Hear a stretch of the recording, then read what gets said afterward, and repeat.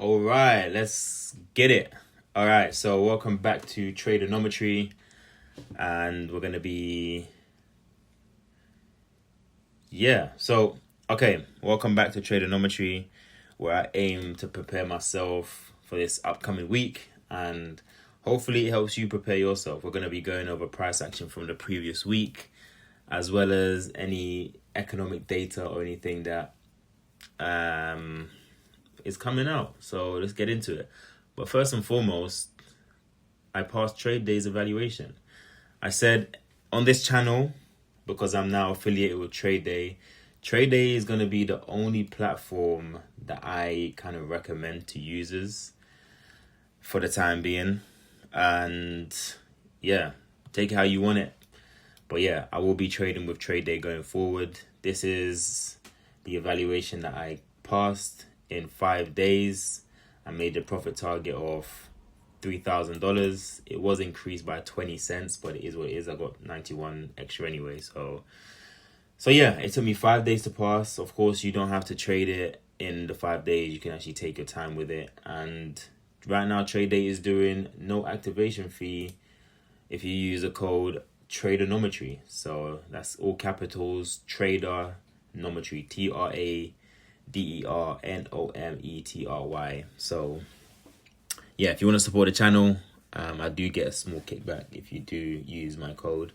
But anyway, let's get into it first and foremost. So what did this previous week bring? So market opened 2:30 and it was just a rocket ship. So of course, when we reopened on last Sunday, we just dumped. We literally dumped over 200 points.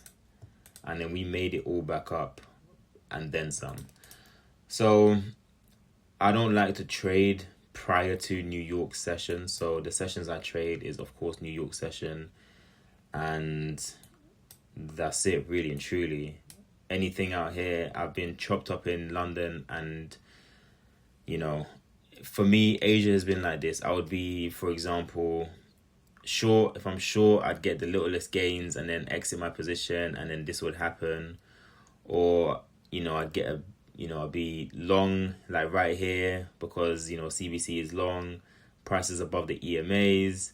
I'd be long, and then boom, this would happen to me. So I tend not to trade London sessions or prior to New York Open, because just of how choppy and slow it is. So yeah. Anyway, so what happened? We're on a 10-minute chart right now, and we see price opened here. We can mark out our orbs anyway. So this is orb low, is right here. And then what people probably done on this day is that they're looking for price to actually come back. After this big candle, a lot of traders would be looking for price to come back down and kind of take out these lows maybe. But this is why we follow this system. This is exactly why we follow this system, because of things like that. We don't predict price and we don't chase price. So yeah, so anyway, we have our orbs. And what happened? Tell us what happened. And where should we take our trades? I like to use a 30-minute orb, because at least then you know exactly what you're kind of looking for, and you don't have to kind of second guess yourself on anything. But we created this orb range, and price went to the orb, rejected. So it went to its high, rejected, and then again, and then we rejected. But price is above VWAP and price is above the EMA. So in a perfect world, we shouldn't be looking for any short positions. We should be looking for shorts under the EMAs, because that provides a better risk to reward, or the probability of the trade playing out in our favor is higher, right? So what happened? All broke. You don't chase the breakouts, because anyone that chased the breakout right here and then thought, oh yeah, it's gonna go, yeah, it fumbled. So what do? You don't chase the break, you chase the base. And it's not even really chasing the base. You're waiting really and truly for a pullback. And this was just a perfect perfect pullback. Like right here is absolutely perfect. So point to enter, and again, you wouldn't chase this kind of break if you miss it. Again, you'd wait for a pullback, because this is essentially pullback to the EMAs, so you can wait for a pullback to the EMAs. But yeah, Monday was bullish overall, and again, overnight session dumped. Why I don't trade this? It's just going sideways the entire time. And then if you're short here and then thinking it's gonna be short, and then this happens, and then boom, this happens, you're gonna feel a kind of way about it. But anyway, Tuesday moves happened. So CBC flipped. This is a fake out kind of breakout. So it flipped over this pivot, and then we dumped. Why did we dump? I think there was news on Tuesday. I'm not sure. I can't remember. But anyway, we dumped. And anyway, people that chased the lows here twice got absolutely wrecked. Like people that want to chase the lows here, it's like you don't chase the lows. You know, you're either scaling your position and you're trailing, but you're never gonna buy down here, right? If you bought down here, boom, you got stopped out. If you bought down here, boom, you got stopped out. And then you know what? If people thought this was the low, and then it's gonna bounce and reverse, it dumps some more. So it's like you don't chase price in these scenarios. You have to wait for candle flips to actually take place, and then take your trades based on that. It's all nice looking at it like this because price is still right now, so it's just like what happened. But if you're patient enough, so imagine somebody took this wick test, they are very nice. So wick test, that's over 100 points. That's 173 points. But what would determine patience like that is you could have even taken this pullback here on the 10-minute chart.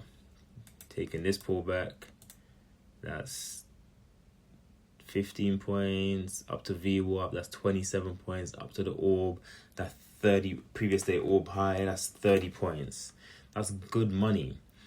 And then of course you could have taken a rejection of orb high or a rejection of a VWAP, and then that gave you back to the wick test, that gave you 73 points, 75 points. Good money can be made on a long and short. It's just you can follow one simple system, and you don't have to be married to an idea in terms of am I bullish or am I bearish, right? There's opportunities in the market. You just have to find what works best for you. And NQ moves extremely fast, so yeah, take it how you go. This gets me a lot. This actually gets me a lot. When I see this, it frustrates me so much because this is just barcoding, and it's just barcoding, and price, it will fake you out sometimes. It will fake you out. So it's like you just have to be patient or not trade, or not even trade, these kind of setups. So yeah. Let's move on to Wednesday. What happened on Wednesday? Or just Wednesday, yeah. Wednesday the 14th. And it's so important as well that we follow candle by candle. Because it's, look, CBC flipped. This is prior to the open. This is at 140 prior to the open. Price is below the EMAs. Price is below VWAP. And what happens? We swept above this high. So a lot of people that opened up their computers thinking that the market is going to rally. Nah, son. Boom. They felt some pain.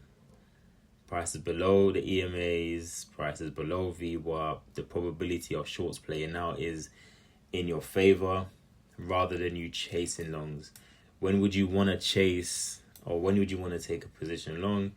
Is if we flip CBC green and then price is, of course, above the EMAs, right? Above the EMAs, and we're bullish. So that's the only time you'd want to do it. Other than that, you're staying patient, you're looking for pullbacks to go short, right? CBC flips here. What's the problem with this one? The problem with this one and why we have to stay patient, even though we flipped bullish, the problem with this candle flip is it's into bearish EMAs. So EMAs crossed over here. It didn't cross. It was looking like it wanted to cross here. I see why people got faked out. It probably did kind of cross, and then this dump candle untwisted it. But anyway, EMAs are bearish nonetheless. So we shouldn't be looking for long trades. Of course, it can work out, it can work out. So you have to be mindful of that. But yeah, CBC flips bullish into bearish EMAs. So you could actually take entry anywhere up on this candle. So for example, say you took entry right here, round about here, your stop loss would of course have to be above the EMAs, that's a lot, to be honest. But this is why we go down to the lower EMAs, like the 3 minute, which I'll go over in another study session. But yeah, so what happens? Price flips into bearish EMAs, and we rejected pretty hard at that. And then we flipped again, CBC bearish. But the problem with this one is that we break this pivot here. We break outside of this pivot. So the probability of us going further down is lower, right? It's a lower probability setup, meaning that you'd have to wait for CBC, or you would have to wait for price to come back to the EMAs first before you take another short position, which again, when we flipped into the EMAs and then ran it short, and then we chopped sideways. This is just chopping sideways. So again, you'd want to stay out of this. You'd have to be very patient for this to either go long or go short. But you don't know where the market is going to go when it barcodes like this. So you're better off just sitting on hands. And then price flips CBCs again into bearish EMAs. Technically, EMAs are still going down, but it's kind of flattening out right here. And then we move across. This flips into bullish EMA. So now price is looks like it's curling up. And we do curl up eventually. And then what happened is you got to move down. So if you was in this short, you believed in it short, it actually gave you 68 points. So if you took entry on this next 10-minute candle and you pushed it down, you got 40 points out of that. And then we're always looking to scale at 10, 20 points anyway. So you would make your money. And then what happens? Price flips. You would look for a pullback, 50% of the body candle into the EMAs, and then you would look for a push up. Again, you're getting your 10, 20 points, etc.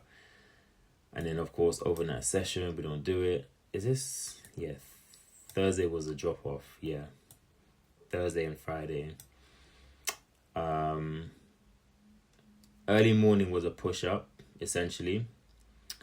And then we just fell off for the rest of the day into close. And then Friday was OPEX, so options expiration. And during OPEX, you typically see price action like this. During OPEX, during quad witching, during CPI, PPI, FOMC, those events, you typically see choppy price action like this. So you just have to be mindful when you trade OPEX. Alright, where we getting at? And as well, when it comes to OPEX as well, unless you're entering like long options positions, I would say to stay away from intraday trading options on these days, because theta is going to get you.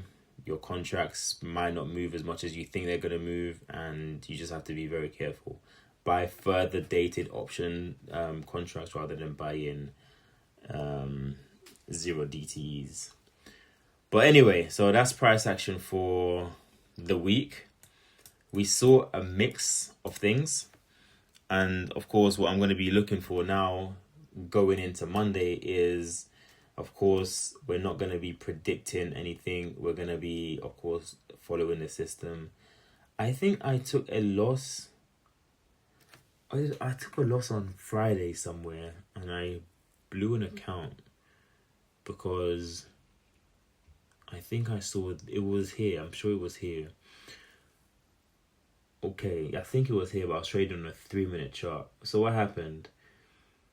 We flipped on the 3-minute chart. Let's go down to it. Let's review this because I definitely do think it was here. Yeah, it was here. Okay. Price was above the EMAs. We flipped CBC on the 3-minute. VWAP was here, and then I thought, again, this is why we don't predict and we react to price action, right? And I don't think I was at my desk. Yeah, I wasn't at my desk, so I didn't get to see both charts side by side, to see, okay, look, the 10-minute is actually pushing up into VWAP. But CBC was bullish. EMAs had crossed over. This looks like a crossover retest. And I think I got a late entry, or I wanted more. If I was yearning for more, then totally my fault. If it was a late entry, again, it's my fault. But we hit VWAP and then we just rejected. And I was just like, oh my God, are you kidding me? You couldn't just go for a little bit more. But, the market giveth and the market taketh. So going into next week, of course, Monday is Martin Luther King Day. So again, choppy price action might be there. And so what I'm going to be looking for is, one, I'm going to be trading one contract on Monday. But also, I'm going to be following the 3-minute chart very closely. So, oh yeah, okay, let's go over this quickly. So this is like a fake out breakout, right? This is fake out breakout. So it fakes you out. CBC is bullish. If you got in here on a pullback on this wick test, kudos to you. But yeah, this fakes out above these highs into VWAP, and then we just flush. The problem with this on the 10-minute, why we didn't go lower, is if this is a pivot, this micro pivot, we broke that, right? And now this looks like it's stair stepping.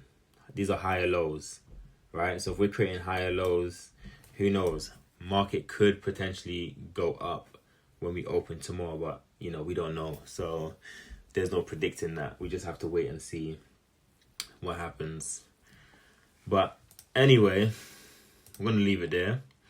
Let's see what's happening this week that we need to be aware of. Canadian CPI. We're not concerned about that. Lol. Hold on, what's this? EU to halt US trade deal over Trump's new Greenland tariff on 8 countries. Trump threatens EU with more tariffs. The EU has reacted in kind.